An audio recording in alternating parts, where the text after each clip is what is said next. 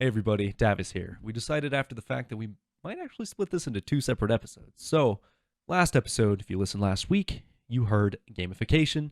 These were recorded in the same call, same day. That's why the episodes are shorter, but this one is 3D printing. So, of course, as always, make sure to pick yourself up a copy of Bits, Bytes, and Barrels, Jeffrey's incredible book. That's what this podcast builds off of. And if you're listening, why aren't you on YouTube? Join the YouTube community. Subscribe to Rare Petro. We've got great visuals. I've got a pretty spiffy fit going on today, and Jeffrey's usually got a bow tie that you may not want to miss. So, without further ado, I'll let you hop right into the episode.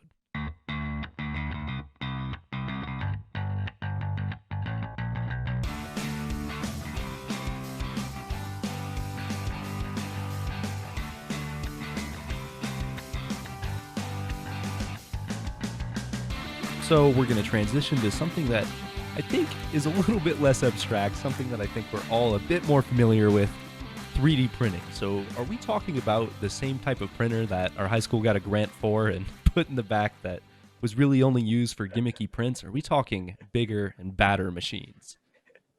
Well, maybe your high school got a grant for a 3D printer, but my high school, it didn't exist back then. And so 3D printing goes by, the industrial name is called additive manufacturing. And the concept of additive manufacturing is that an object that we are making is built up slowly by depositing layers of material in a specific pattern, and that material cures into the hard form that we're after. This technology is advancing incredibly quickly. Just to illustrate, in 2008, the slowest additive printer, 3D printer, cost $18,000. That was the slow one. The fast ones would have been a lot more expensive. By 2017, the slowest 3D printer cost $400, and it was 100 times faster than the slowest printer from 2008. So 3D printing is on Moore's law. Make no mistake about it. The cost is collapsing, and the speed and the performance and the capability is rocketing in the other direction. So it's one of those technologies that's changing very, very rapidly, and it's mostly in manufacturing, but oil and gas uses a lot of manufactured items, and so it'll definitely be impacting the oil and gas industry too. Yeah, and you're definitely right. I mean, $18,000 to, 2 years ago, in the last place I lived, my roommate had a 3D printer that he would use for his aerospace projects. So it became a household item at that point, but we also have, in an industrial setting, that subtractive manufacturing, the machining, the milling. What's the advantage with 3D printing? What kind of examples are we running into where it's better to 3D print versus use the traditional subtractive manufacturing? Well, 3D printing because you're depositing layers of material and building up your object means that you are producing no waste. So there's significant waste savings, there's significant time savings, because instead of having to manufacture first a mold or doing a design where you then have to put your materials into the mold to make your thing, you can actually produce it from first principles, from scratch, from the original design. So you save manufacturing steps through this. Each subsequent design is perfect because the printer's always printing exactly correctly. Your mold doesn't deteriorate over time, and then forcing you to have to do a remold. When you're doing a manufacturing run, typically you have a setup cost. You have to switch out the machinery and pop in your new mold and do your test run, and then you start manufacturing. All that's gone with 3D printing. You just start producing.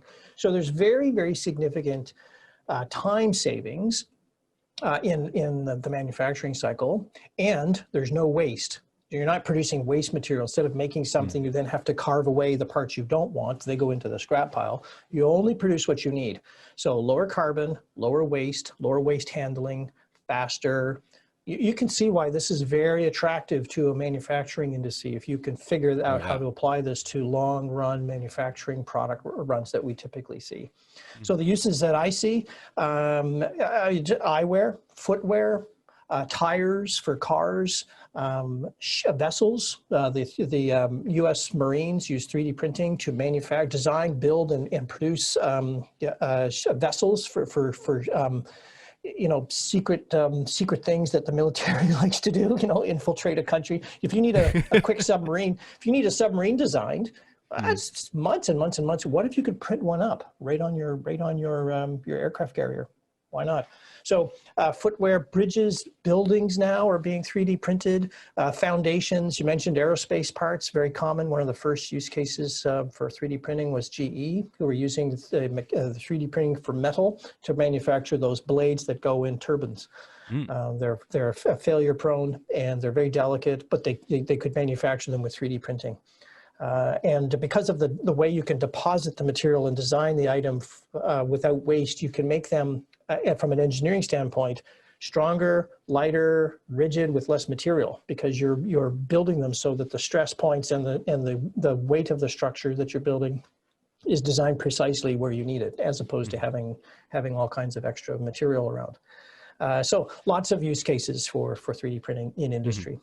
Yeah, lots of use cases and definitely plenty of potential moving forward. But what about oil and gas? Has this been implemented yet? I know this is the last episode, but there's got to be something, right? Well, it has been, as I say, it's been a thing now for a decade or more as an industrial concept.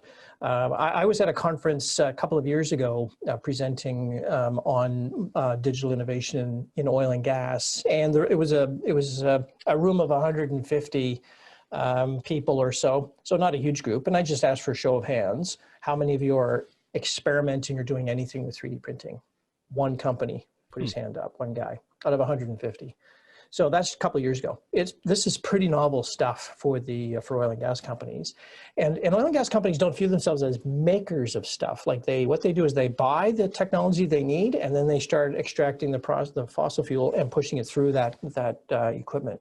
So the real buyer for this is likely more in the supply chain, people who are making the kit that goes into oil and gas. And sure enough, that one guy who put his hand up, he sold valves. And he was interested to see how could 3D printing change his valve business. Mm-hmm. Did you ever follow up? Is he doing well today?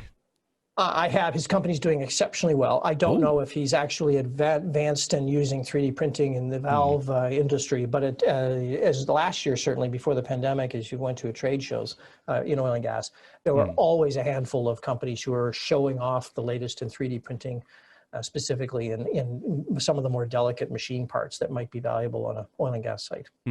And at those trade shows, those companies, what type of assets and work processes are they baiting you in with? I mean, how do they sell it? What's going to benefit them most?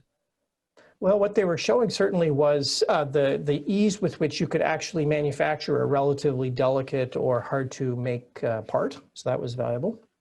Second thing, probably more valuable, the ability to do trials, like to say you're experimenting and you're trying to solve an industrial problem with some sort of mechanical design, and you need to produce iteration after iteration after iteration.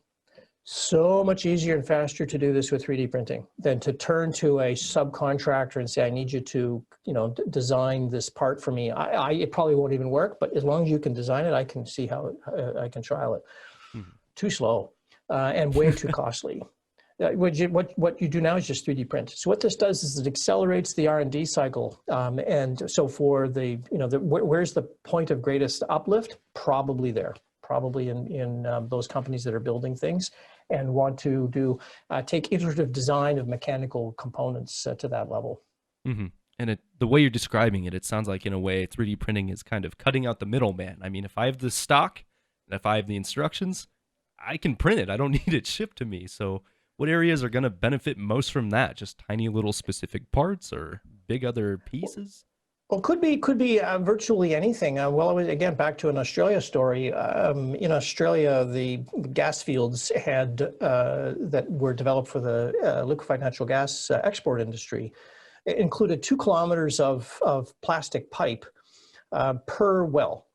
And 2 kilometers, 1 kilometer of pipe was, there was a gas water separator at the wellhead. So the wastewater went down one flow line and the gas went down another flow line.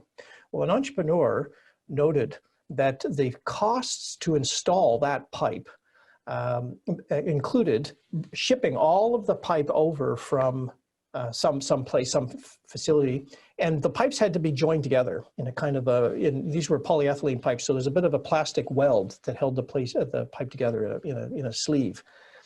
And what he did instead was he developed a in situ pipe manufacturing machine. So you dumped the plastic into this hopper in the machine, and what it did is it extruded the pipe as behind the machine. And it went directly into the soil. So it cured super quick, and it went underground. Wow. So all you did was trench it and then manufacture your pipe and put it in the ground. All you did was drag the machine behind you. What was the upside of this? Do you ever see what 2 kilometers of plastic pipe looks like on a flatbed truck? Like, it's a lot of pipe. And so what he did was he just shipped the plastic over. If you're shipping pipe, you're shipping a lot of air. Pipes are hollow, so it's expensive. He was shipping just the raw plastic. That's just one trial use case for 3D printing, happened to be in pipe laying. But yes, the upside for industry is dramatically lower costs, and as I say, I don't think we've really scratched the surface yet as to where all the possibilities could be. But the parts that break easily, the parts that are made out of resins and plastics, casings, doors, hinges, all that sort of fiddly stuff could lend itself to a quick 3D print rather than contacting the company that manufactures them. They have to spin up a supply chain in China somewhere and ship. No. You just print it right at in your own shop. And then I'd like to break it down. I know there might not be exact use cases, but we've got production and then we've got field services. Where does production stand to benefit the most when this is more maturely implemented? Well, production, I think, is much less impacted by 3D printing than the services industry. And by there, I'm drawing this distinction between production's main occupation, which is to keep product flowing through the supply line, and field services, which are there to maintain, repair, replace, lubricate, inspect those assets as they're running. So someone who's actually running production, I don't see much day-to-day activity that involves 3D printing. For services, however, very different. Should be lots of opportunity for services companies to explore 3D printing and to see how it could make some savings. And then what factors will need specific attention? I mean, we just talked about gamification. I imagine 3D printing is a little bit more cyber heavy. What do you got to think about when you choose to take advantage of it? Well, one would be if when you think about 3D printing, the printer itself needs a set of instructions to print something. And it turns out because the printer itself is falling in cost and rising in capability, the real value here is going to be in the recipe, if you like, the set of instructions that you feed the machine to print the item that you want. That's where the value is going to be. And so the protection, as you talk about cyber, the protection here for a company who publishes that IP is wrapping a cyber envelope around their IP so that it doesn't get stolen. If you authorize a company to print one version of something, you don't want them printing 3, 5, or 30. Going into a manufacturing to sort of print hundreds of copies of your invention. So you need to control all of that. And this is one of those angles where 3D printing benefits directly from another digital technology, which is blockchain. On blockchain, you can record immutably precisely how many times the 3D printer produced a specific item, and then you can freeze the machine so it doesn't print any more copies. That's a use case that Equinor is currently using in Norway. So this is the place where you would apply some digital smarts. Other protection, though, how do you know you're not printing a false part? How would you even know? Fake parts, false parts, parts that haven't been certified. Have you printing something which looks like it will do the job, but actually hasn't passed any of the tests? Did you use the right material when you were printing the product so that you make sure that if the product does fail and there's some litigation, you want to make sure if you're the IP seller, how do you insulate yourself from a shop that's making something under your IP, but they've used all the wrong material for the job? Like that's all interesting questions that have to be sorted through here. None of them insurmountable, but they have to be addressed. Definitely. And once you do get through addressing those questions, how does a company choose to implement this? I mean, if you were to look at cost savings, it may not be, well, super convincing. What else do they need to consider? Well, so time savings are probably the biggest driver. What the 3D printing lets people do is save time, and time is very, very valuable now. The second thing that you can do with 3D printing is do things in parallel that you normally would have done serially. Now that creates a time saving, but what you've also done is you've just re-architected the process. And by that, I mean, back to my example of using 3D printing to manufacture a trial of say you're trying to build a new subsurface, a subsurface pump feature. And you're trying to figure out the mechanical elements of it. And it's much faster for you to print 3 or 4 different designs and see how they all work before you settle on one, rather than sending them one serially out to your test manufacturing contractor. So this experimentation feature is one of its big upsides, and there's no question there will be a competitive opportunity for those companies that figure out how to exploit this time advantage. If you can respond faster than your competitors because you can print what you need, whereas they have to ship it in from South Korea, you have a competitive advantage on your side, especially in this pandemic era. Mhm. And then I'd like to circle back a bit and talk about security. I know that you mentioned sometimes there's fake parts or parts that are not made for the job. Are there any other things you have to consider when you have a network of 3D printers and people trading instructions? Well, it's back to the same challenge I talked about earlier: assurance against fraud, protection of over the IP so that you're not open to litigation, protection over the IP so that it's not being tampered with. I've not personally seen or heard of this as an issue, but you can imagine if you're a particularly nefarious individual and you were able to hack into someone's 3D printing facility, you could subtly tweak a design so that it doesn't produce the part correctly. But that's a pretty long way to go to kind of mess around with in cyberland.